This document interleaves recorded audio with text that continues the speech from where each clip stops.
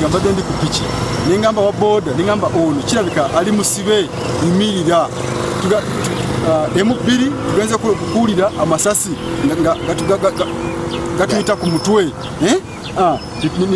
nga bagamba ono stop imirira nadduka nayita wano bwati nayingira eno hoteri nagenda nga abadde ayagala kusamasootinga naye nalemererwa nibamukubira wali ku tanka. Olwaleero abasibe baffe ab'e Masindi babadde mu kkooti babadde bakamaliriza session ey'okumakya nga babazaayo mu Budukulu balyoke babakomyewo.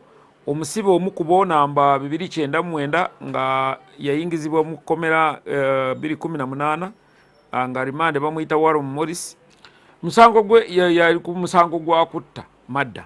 Sayini zonna zibadde ziraga nti agenda kusindikibwa mu kkooti enkulu awozesibwe kubanga babadde mu kkooti oludda olwabi ne lukakasa nga lumaze okufuna obujulizi era wererede okuba nti oyo omusibe atwalibwa mu kkooti enkulu okukozesebwa. Kati ye n'ayagala afunyise guno afune kano akaganya adduke asobole okudduka ku musango. Bw'agezezaako okudduka n'alinnya ekisenge ekya hoteri Court View Hotel, omusirikale waffe abadde ku sentre n'amukuba ekyasi mu kisambi tasobodde kudduka era ne bamukwata n'atwalibwa mu ddwaliro ajjanjabirwa era bw'aba awonye tujja muzaayo mu kkooti avunaanyibwa omusango ogw'okutoloka okuguza ne ku guli gw'abadde aleremba nagwo ogw'okutta.